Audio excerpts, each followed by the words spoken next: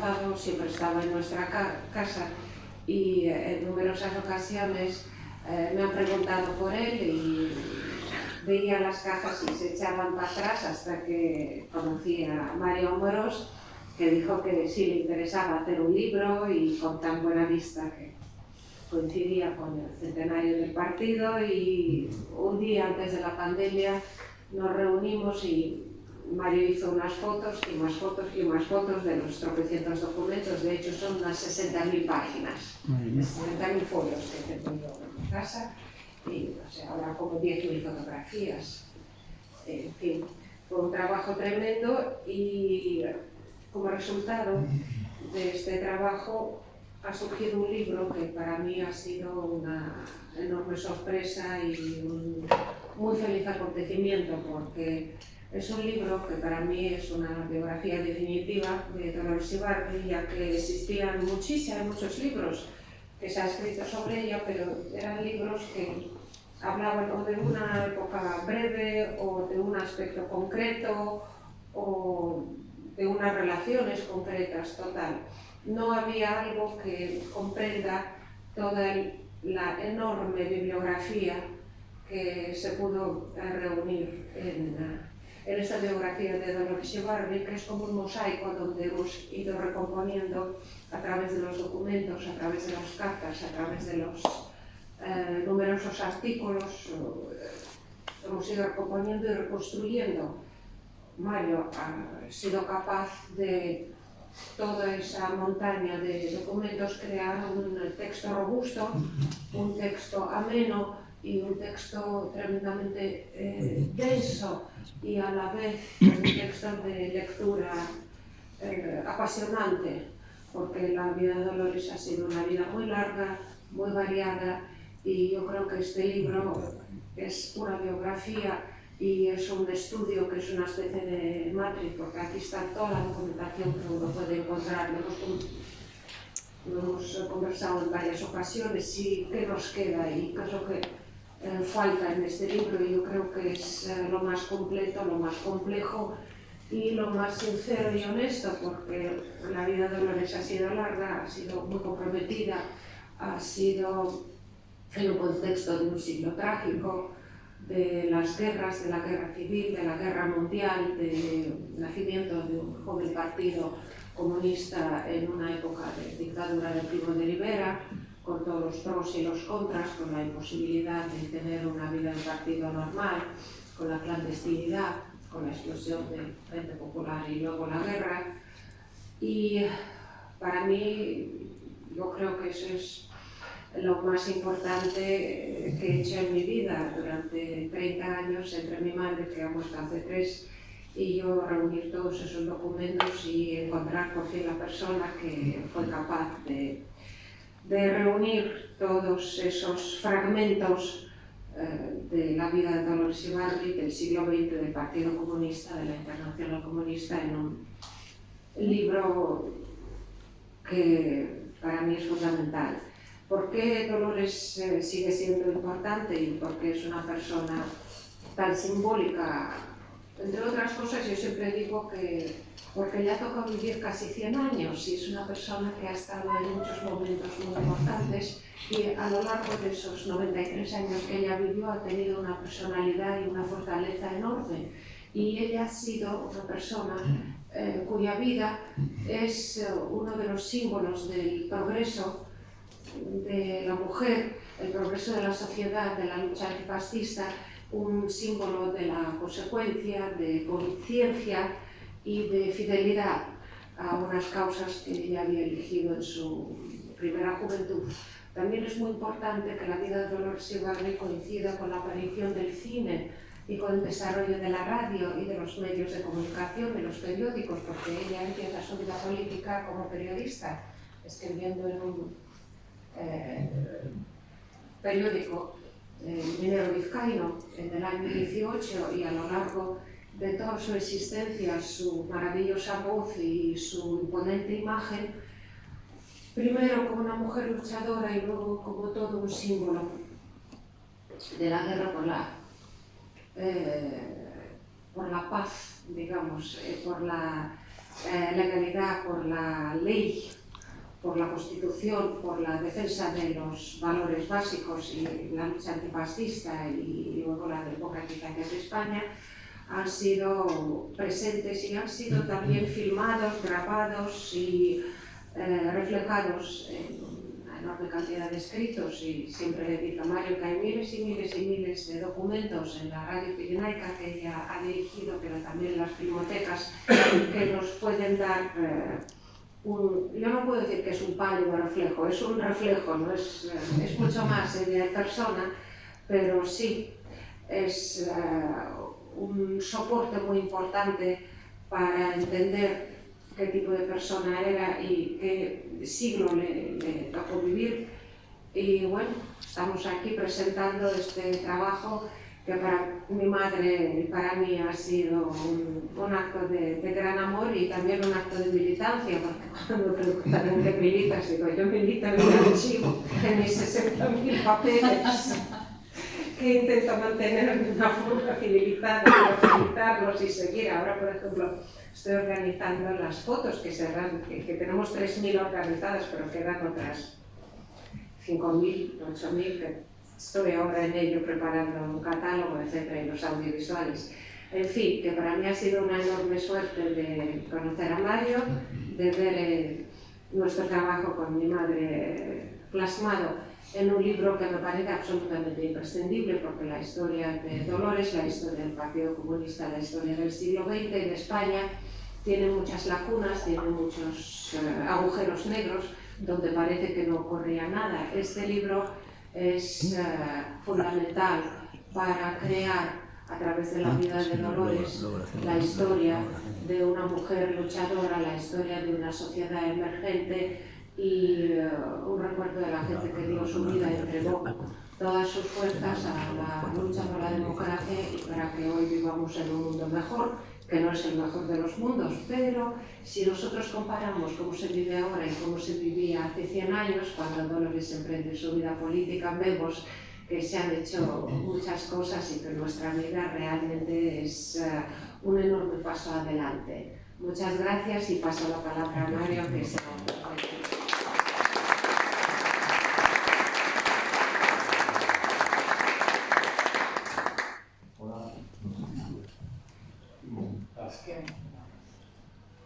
Sí, hola, buenos días. Gracias a los compañeros y camaradas de Cornellá por invitarnos a hablar de Dolores en este día primaveral. Hoy es 14 de mayo, ayer era pendiente el 13 de mayo y ayer se cumplieron 45 años de esa imagen que los más mayores recuerdan y que los demás han visto en televisión tantas veces. Dolores en el aeropuerto Barajas, bajando de la escalerilla del avión después de 38 años de siglo, que se dice pronto. Ha habido siglos en el siglo XX muchos, pero el de nuestros, de nuestros padres y abuelos republicanos, y en el caso de Dolores 38 años, como ya decía, toda una vida, ¿no? Y esa imagen de Dolores bajando de la escalerilla del avión en Barajas, o a los 2 meses en el Congreso de los Diputados, de nuevo elegida diputada por Asturias, dando la mano al presidente Adolfo Suárez en esa sesión de construcción de las Cortes Democráticas, de nuevo, deseándole suerte, o Dolores en la mesa de edad, que día con gran vuelta a Juan Alberti, o Dolores en la tribuna del Congreso. Son imágenes icónicas de la transición. Cuando se quiere explicar el paso de la dictadura a la democracia en España, casi siempre parece pasionaria, porque ella representa no solo su estampa, representa la lucha de los comunistas y de las comunistas y del movimiento obrero en España del siglo XX. Esa lucha que en este Bajo Llobregat tuvo, como decía el compañero, jornadas y días y años memorables construyendo comisiones obreras, construyendo el movimiento vecinal, construyendo el sur y luchando por la democracia, se encarna en la figura de Pasionaria. Una mujer que nació en Vallarta, como sabéis, en la cuenca minera vizcaína, hace ya más de 125 años, en aquella España de Cano y Sagasta, que hoy la derecha reivindica como una España democrática, ¿no? La España de la Restauración, que hemos estudiado en los libros, que la España del pucherazo, la España de los caciques, la España de aquella iglesia opresora. En esa España nace Pasionaria en un lugar singular, que marca, evidentemente, como todos nos pasa donde nacemos, su vida, porque ella nace en un pueblo, Vallarta, rodeado de otros pueblos, en los montes de hierro de Vizcaya, montes donde ese mineral de hierro se conocía desde los tiempos de los romanos. Los romanos ya hablaban del hierro de esos montes al lado de Bilbao, ¿no? Pero que acaba la guerra carlista en 1876 y ese mineral de hierro se empieza a explotar de manera capitalista. Bilbao era un pueblo de 30.000 habitantes en 1877 y se convierte en la ciudad industrial que es, todos recordamos, gracias a ese hierro que se sacaba de los montes y también a las industrias que hacían en la ría, las cirugías, las navieras. Y nace Dolores en ese paisaje singular, rodeada de miles de mineros, y hay muchísimos libros. Ha sido muy bonito reconstruir esa infancia de Dolores, porque ella nace en una familia de derechas, carlista, católica, tradicionalista, pero ese entorno familiar y esa escuela y esos idas a misa todas las semanas conviven con un movimiento obrero formidable en torno a la UGT y al Partido Socialista Obrero Español, donde esa niña ve, por ejemplo, el 1 de mayo, los estandartes de los sindicatos obreros en el centro obrero de Vallata, que está al lado de su casa, o escucha canciones proletarias tan bonitas con el lenguaje de entonces, ¿no? Que Dolores cantó hasta el fin de sus días. A veces incluso la cantó en los mítines, ante miles de personas, ella sola, a capela. Y ve también cómo se producen huelgas tremendas en la zona minera vizcaína, por ejemplo, la huelga del año 3, Dolores tenía 8 años casi, y el gobierno de la España despliega el ejército en las calles de Gallarta. Entonces, ella asiste también a mítines carlistas, de carácter muy importante, como sabéis, a la guerra civil, y también de la mano de sus padres y sus tíos va a escuchar a los dirigentes carlistas que recuerdan la batalla de Somorrostro. Va a la escuela hasta los 15 años, quiso ser maestra, era muy buena estudiante, pero contó varias veces a lo largo de su vida por qué no pudo ser maestra, ¿no? Prejuicios familiares en torno a que ella puede tener una profesión mejor que la de sus hermanos varones y otras cuestiones hacen que no pueda ser maestra y que tenga que aprender a coser, trabajar como mujer, como joven soltera en una taberna y se casa en el año 16 con una persona, Julián Ruiz, minero, por supuesto, militante de la UGT y del Partido Socialista, un hombre evidentemente con muy pocos estudios, pero con una capacidad de lucha formidable.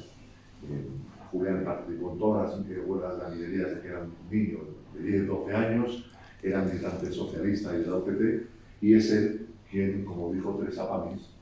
convierte a Dolores Ibarruri en pasionaria. Es él, ese hombre con el que se casa Dolores, el que hace que ella tome conciencia de su condición de trabajadora, de mujer, en aquellos tiempos, y que se incorpore a la lucha. Ellos tienen su primera hija en diciembre del 16, Esther, que la bautizan, se habían casado por la iglesia de Gallarta, por supuesto, y bautizan a su primera hija Esther,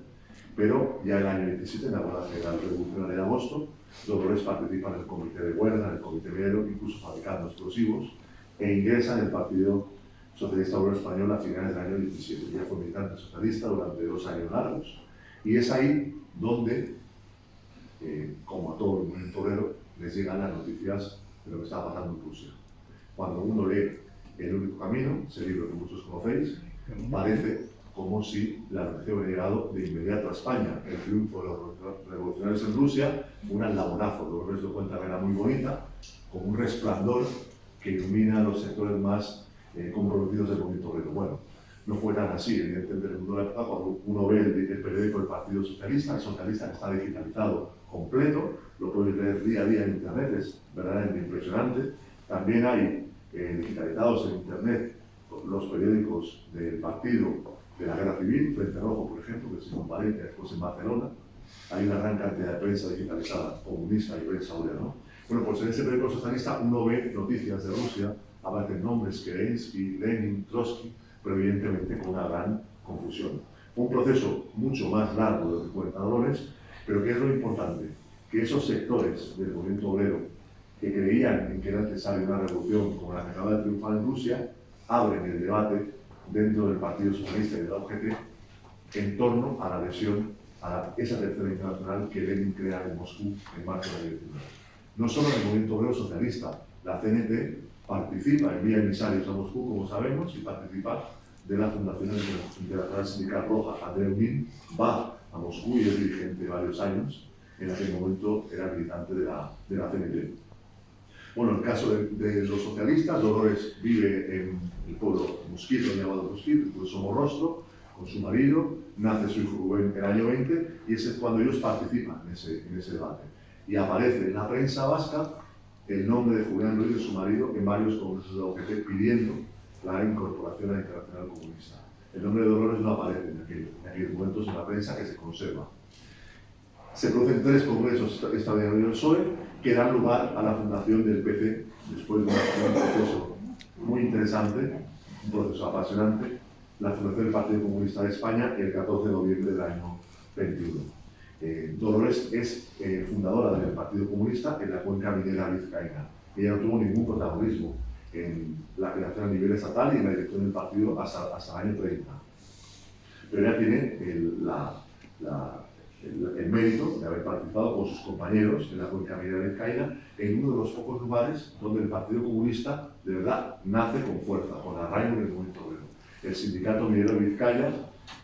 lo dirigen los comunistas. El sindicato del metal, el metalúrgico, lo dirige un gran dirigente comunista como Leandro Carro, diputado del Frente Popular en el año 36. La agrupación comunista de Bilbao tiene 500 militantes en el año 21.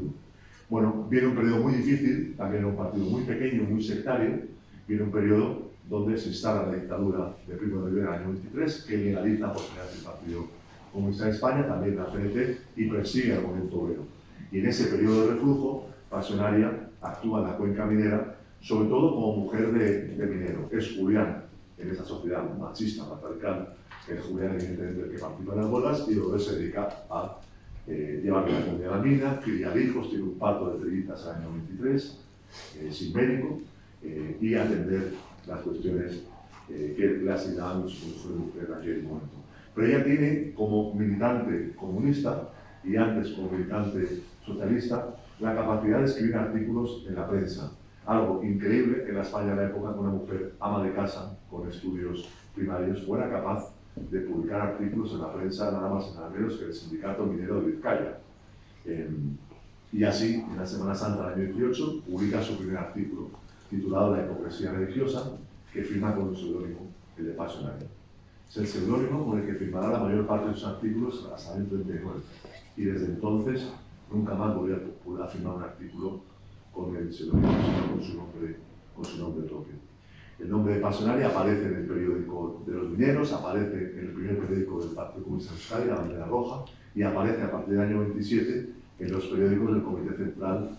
en Madrid. Primero La Antorcha y Mundo Obrero, que se funda en agosto del año 30, y a donde Pasionaria llega a trabajar en septiembre del 31, después de la proclamación de la República en abril de aquel año, cuando ella ha sido candidata a diputada a las Cortes Constituyentes, porque las mujeres pudieron votar a partir de las elecciones de noviembre del 33, pero en las del 31 pudieron ser candidatas. Y Pasionaria fue candidata por Vizcaya y también por la provincia de Barcelona. Y en otras provincias se podía, en la República,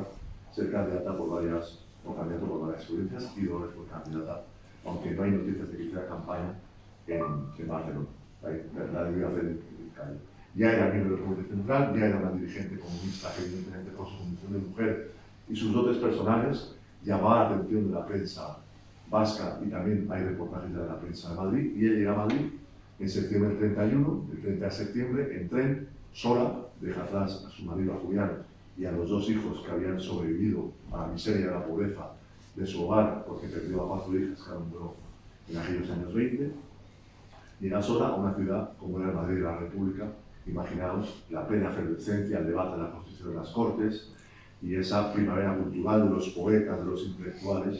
que caracterizó a la República. Ella conoce pronto a Rafael Alberti, por ejemplo, son amigos hasta el final de sus días, pero también conoce a algo que ella en su entorno en Vizcaya no había conocido: mujeres intelectuales, mujeres republicanas, mujeres de la burguesía progresista que tienen periódicos, que le encargan artículos, como Carlota también para un periódico que se llama Nosotras, y que le abren un mundo que ella no conocía. Pasa un año y medio casi en la cárcel, en Madrid, y la llevan a ser juzgada a Bilbao en 2 ocasiones, y queda en libertad el año 33, cuando Hitler toma el poder en Alemania, nada más y nada menos, en el Congreso de Sevilla del PC del año 32, en marzo, al que Dolores asiste y donde es elegida ya para ser miembro del grupo político, del Comité Ejecutivo. Allí llega un dirigente del Partido Comunista Alemán,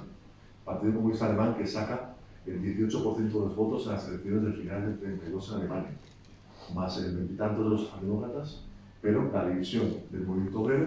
lleva a la catástrofe, a que Hitler, que no tenía por qué haber tomado el poder, es verdad que ganó las elecciones, pero toma el poder de manera antidemocrática y evidentemente desencadena la persecución de los partidos obreros y del movimiento obrero, y esa tragedia de ver cómo un país como Alemania cae en la peor de las versiones del fascismo. Bueno, eso fue un laborazo, evidentemente, para la Internacional Comunista, para los dirigentes de todos los países que veían en ese DKP, en ese partido alemán, el ejemplo de un partido comunista de masas que no era el PC en la época, por ejemplo. Y eso significa que se abre un proceso de debate en los partidos comunistas, que en el caso del español y en el caso de Pasionaria, llevan a que se empiecen a publicar artículos o que en los mítines haya llamamientos a crear frentes antifascistas. Primero solo del movimiento obrero, incluyendo también a la CNT en los llamamientos, y poco a poco también, en el caso de España, evidentemente, donde había un partido como Izquierda Republicana, el llamamiento, que también lo hace España y lo hace el Partido Comunista en el 35, a crear un bloque popular antifascista, en palabras de José Díaz, o una alianza amplia en lugar de, como decía también don Manuel Lafaña, en Valencia en el año 35. Y eso fructifica después del 7º Congreso de la Internacional del verano del 35, al que Dolores asiste en Moscú, con Pepe Díaz y otros dirigentes, en la creación del Frente Popular en enero del 36. Frente Popular donde está también, por ejemplo, el PUM, el Partido de Unificación Marxista, y donde no estaba la CNT, pero la CNT también acaba votando en aquellas elecciones del 36, que llegan a la victoria de la izquierda y que permiten que Dolores sea elegida diputada por Asturias en una campaña electoral memorable. Se conservan testimonios de María de Saledón, de otras mujeres republicanas, que hablan de aquellos mítines de Dolores en la cuenca minera vizcaína ante las familias de los mineros represaliados el año después de la revolución de Asturias del 34, ¿no?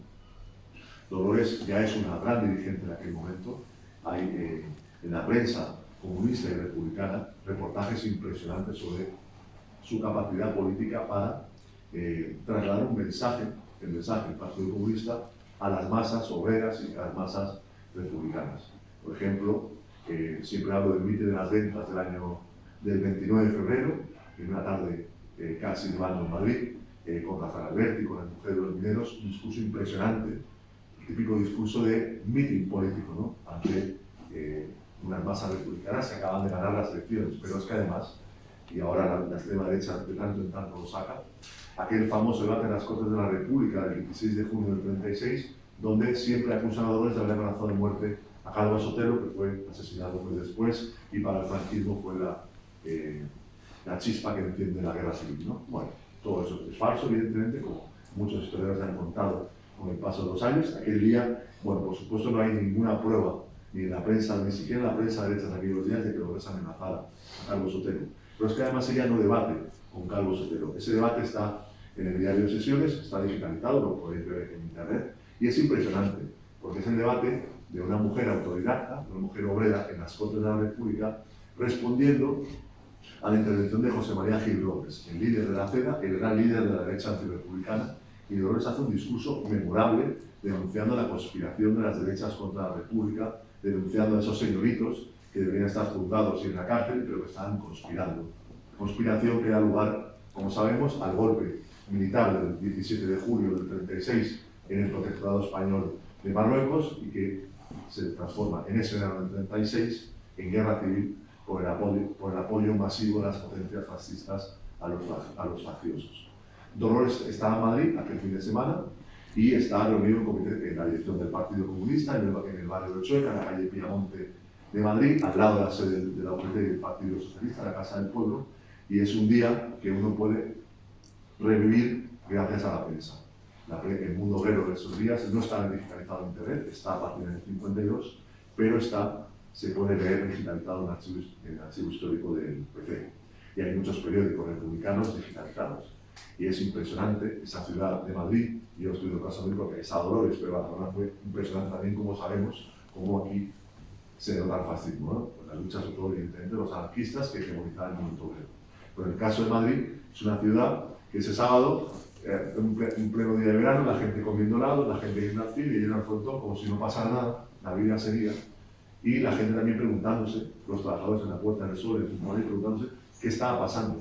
por qué el gobierno decía que el golpe estaba a punto de ser sofocado,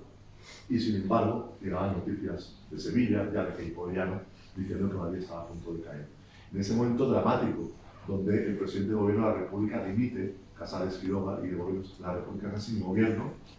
llega Dolores a la Puerta del Sol a la medianoche, aquel sábado, domingo, 18-19 de julio, y se dispone a hablar por los micrófonos de Luz Radio, en la actual cadena SER, para leer un llamamiento del Partido Comunista al pueblo republicano. Se habían leído otros muchos llamamientos aquella tarde, pero Dolores lee, y esta es la noticia del Mundo Obrero, de dos días después, nuestra camarada pasionaria lee ante el micrófono del Ministerio de la Gobernación un vibrante llamamiento del Partido Comunista. Es el discurso que no pasarán, que no es un discurso propio de Pasionaria. Es una declaración política del PC, leída por Pasionaria, leída por la mujer, por la dirigente comunista que mejor sabía transmitir el discurso del Partido Comunista al pueblo republicano, a las masas. Y fijaos, son 4 o 5 párrafos, no llegan. Pero es un texto memorable, considerado por muchos estudiosos como uno de los grandes discursos políticos del siglo XX.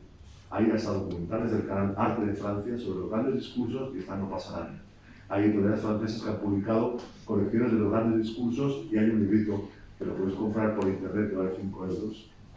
gastos del bien incluido en España, donde está el discurso de no pasarán y el último discurso del presidente Salvador Allende, en inglés, en francés y en español, en castellano.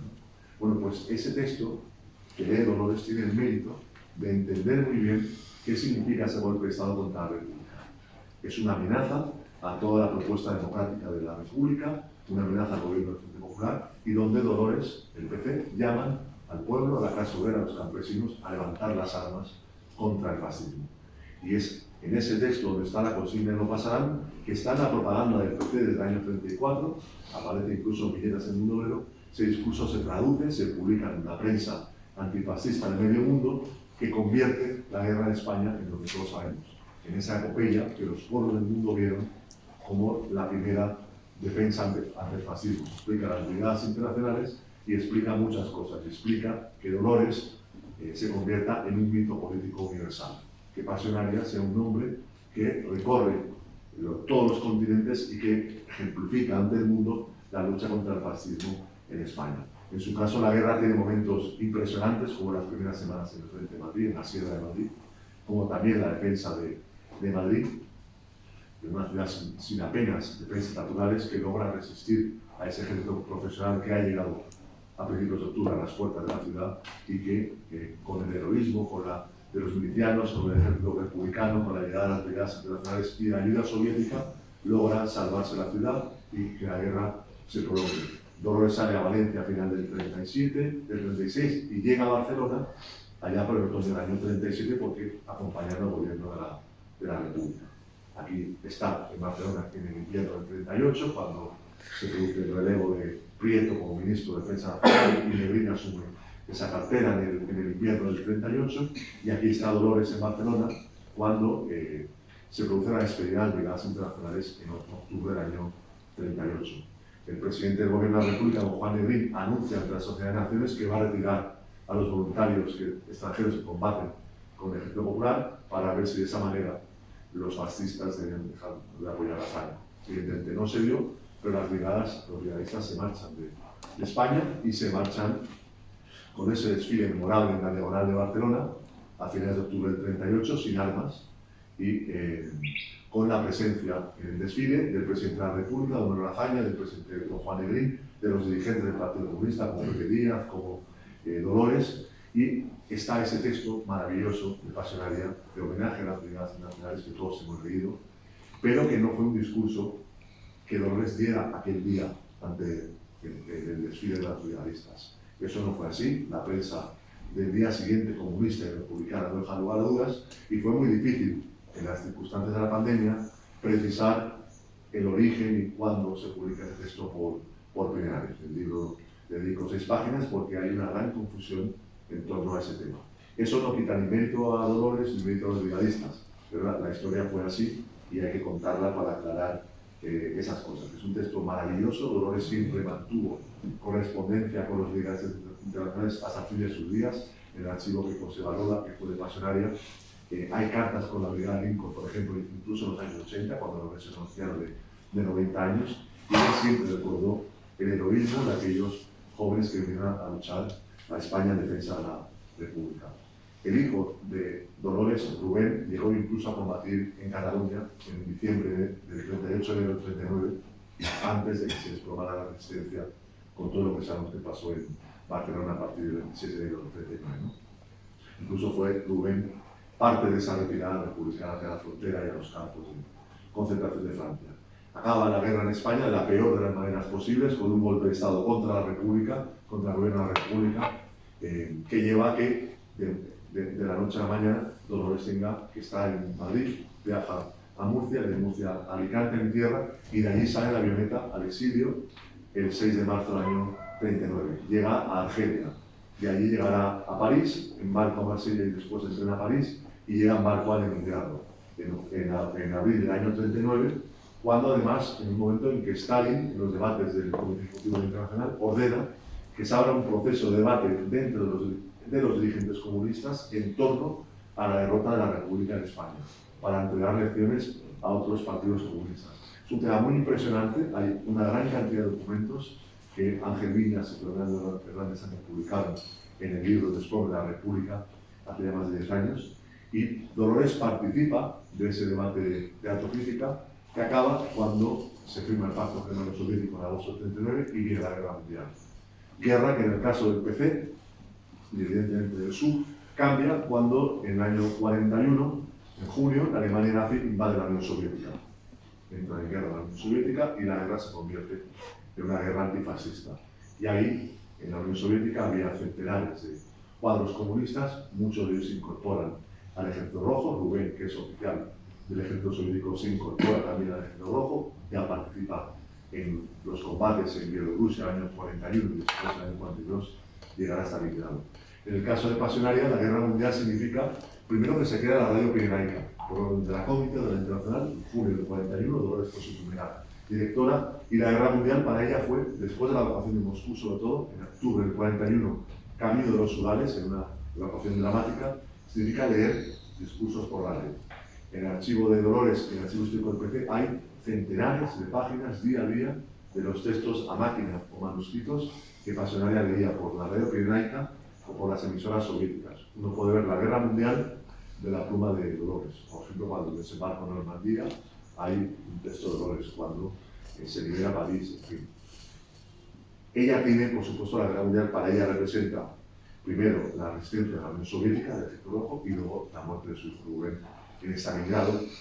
el 3 de septiembre del año 42, en circunstancias increíbles, cuando esa ciudad, en el Volga, tenía solo 40.000 defensores, entre ellos varios muchachos españoles, incluso aviadores,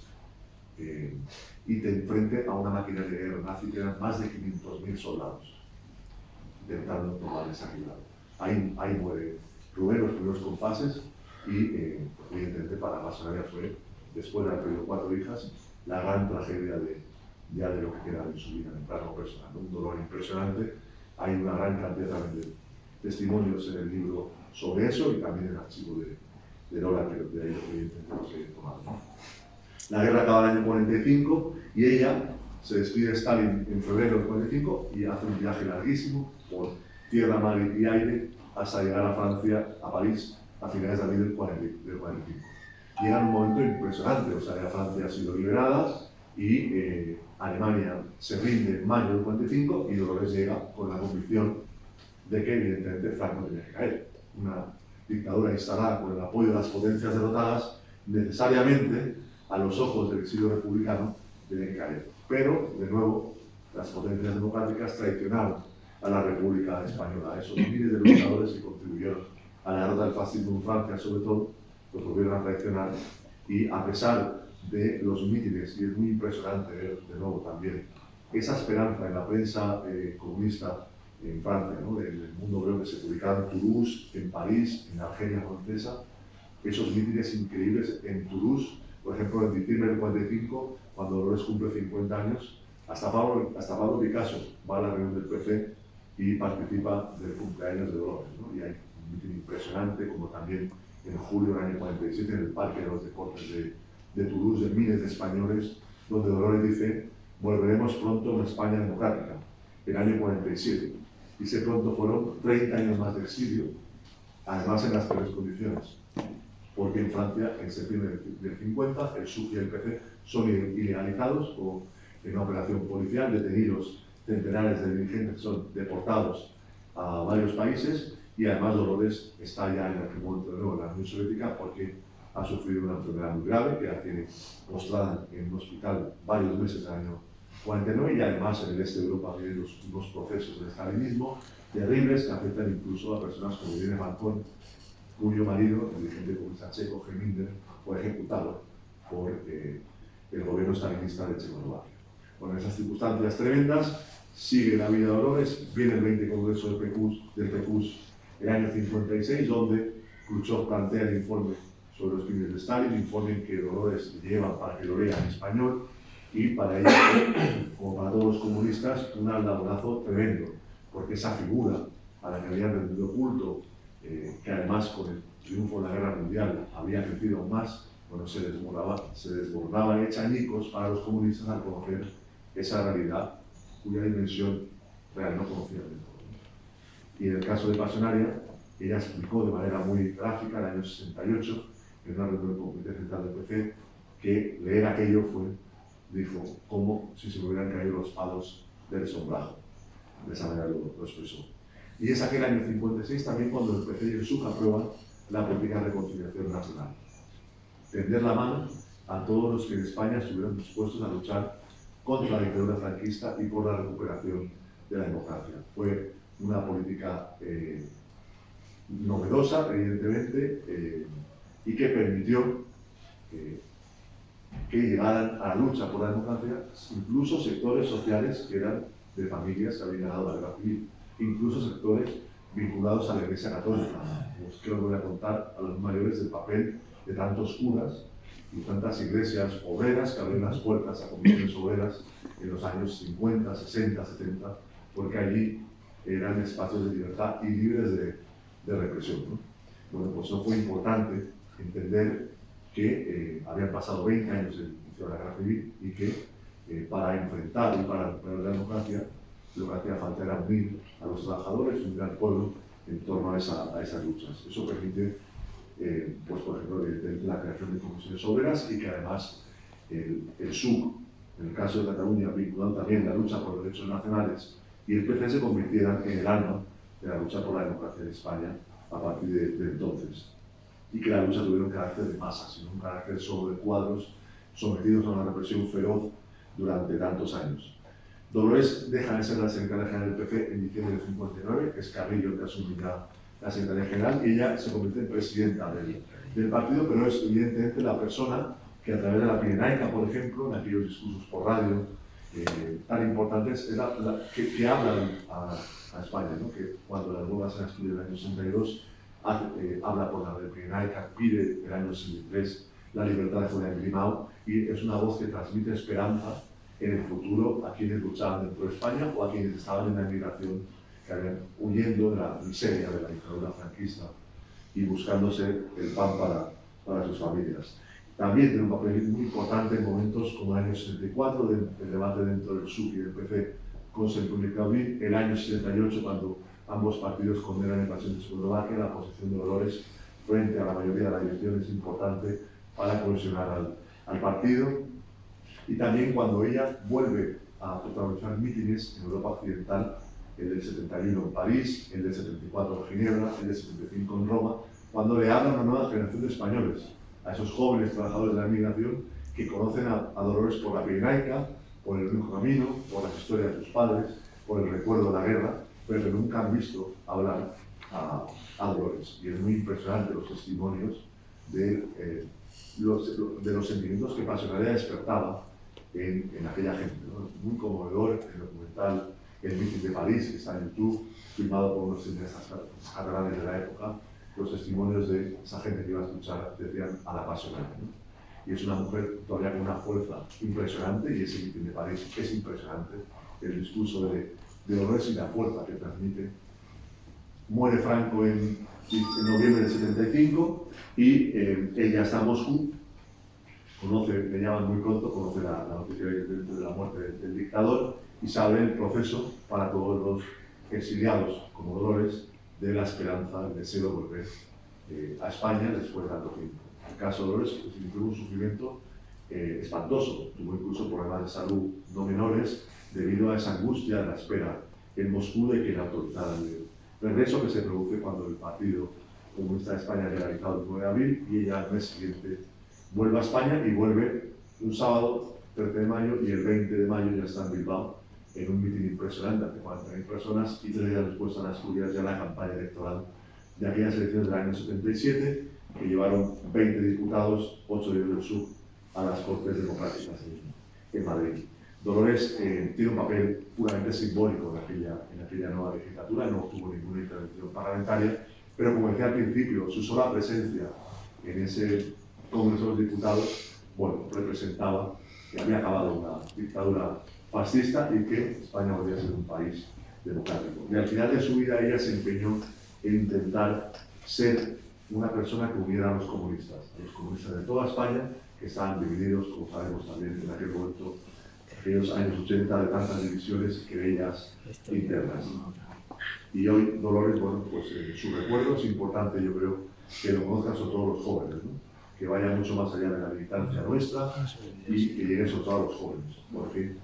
como decía el compañero, bueno, vienen tiempos sombríos en el horizonte de nuevo y recordar la lucha del movimiento obrero y la lucha de personas como Pasionaria, pues seguramente nos da muchas enseñanzas de lo que tenemos que hacer